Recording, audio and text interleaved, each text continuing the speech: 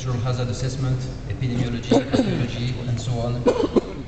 This is because remote sensing imagery information such as 2D or 3D geometry, a description of land cover, and as well as the evidence of land use as proof. Using remote sensing for such applications has several advantages. Survey is often faster and cheaper using images. Traditional cadastral mapping is often limited to boundaries, while remote sensing imagery provides some qualitative information about the content of the parcels. And also, remote sensing provides a visual support, and I will come back later on to this very interesting advantage. The use of this information for land management is relevant because human settlements generate patterns on the Earth's surface, and these patterns are under two influences. First, they are the spatial expression of a land policy. This is the example with A. And secondly, the example with B, these patterns are influenced by the presence of natural constraints or obstacles. These patterns are the expression of the history of land use. For instance, we can easily recognize on the left side the border between the US on the north and Mexico on the south. And on the right, we can recognize the deforestation process in the Brazilian Amazonia. But also, remote sensing can show the past land use system, like this folder system, where sugarcane was cultivated in the 18th century. This is in South America. And this system is totally invisible today when you are on the ground. In fact, one of the main goals of geography is to give a meaning to these patterns. And two requirements have to be fulfilled for this. The first requirement is that two-dimensional geometry has to be defined on the Earth's surface, and this is the purpose of geodesy. So that any point can be located on the Earth's surface. And when I'm speaking of geometry, I'm referring to both measurement possibilities and topological rules, so that relationship can be defined between objects.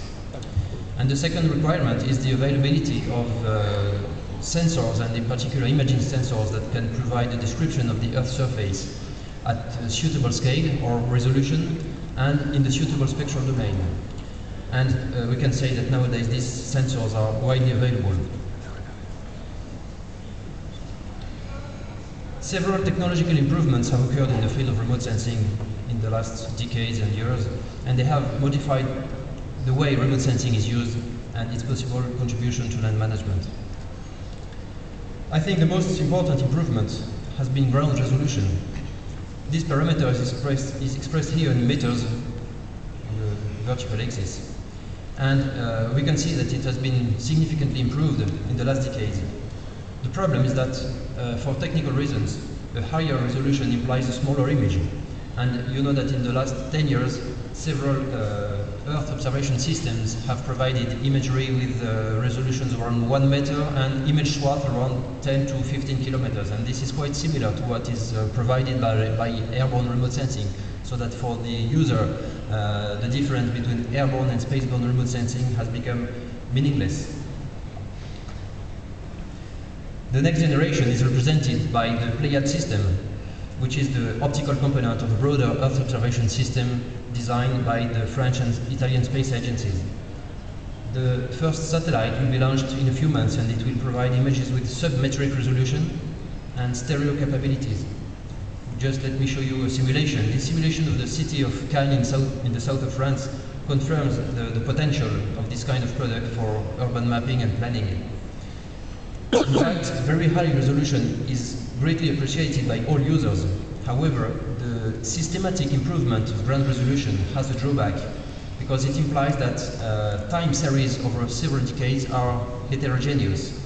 And this is an important limitation for long-term land monitoring. So this is the main drawback, I think. Other innovation can be listed. The improvement of absolute location accuracy, which is based on star sensors and which reduces the needs for ground control points. Also stereo capabilities, which are essential for 3D location and for the generation of digital terrain models.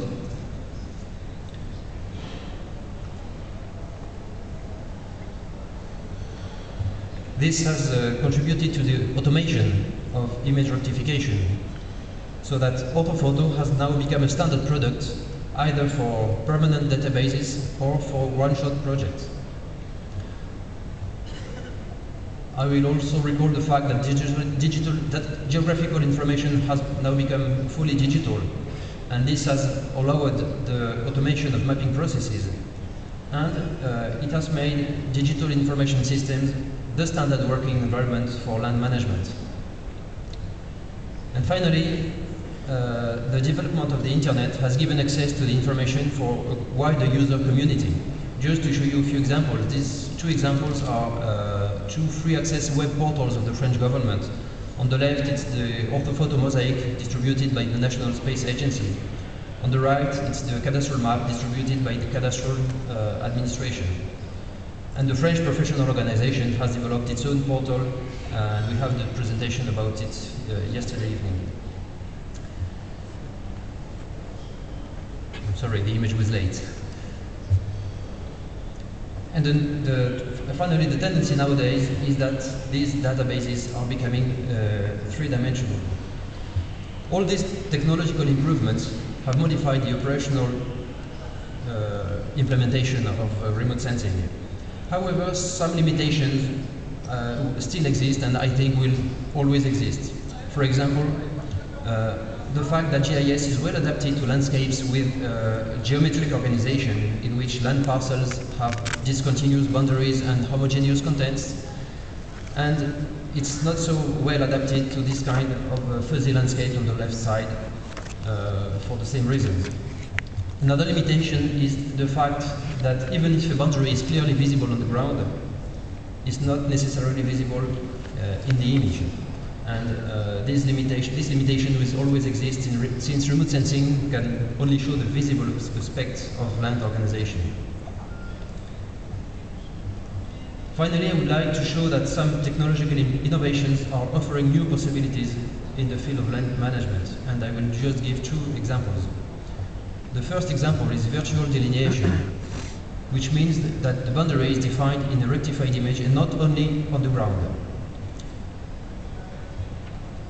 The use of remote sensing for virtual delineation has two main constraints: location accuracy and image quality, which is not only image resolution.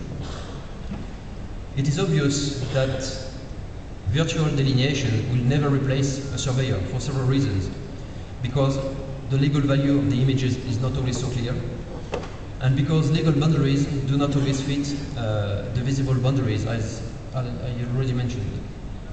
However, this kind of product can provide a valuable help to the surveyor to save and share the information more securely, and to replace traditional delineation in some specific situations. For instance, when the boundary position is not accessible, it can be in the water, in the middle of a river, or inside very thick vegetated areas. And also when the boundary is curvilinear or very complex, such as a fractal line. Just to illustrate, we can see that when the boundary is a curve, the polygon model based on a few land points is not always a very clever model. And when the boundary is very complex, we have the same problem. However, a limited number of points can be sufficient to define the global land parcel shape if a remote sensing image is used to provide a more detailed description of the parcel shape. The second example is the use of image information for communication with the general public. Several reasons explain this potential. An ortho image is generally much more friendly than a map, and it requires very limited technical skill. The information is not filtered by any specific interpretation, and also the cost per square kilometer is often much lower.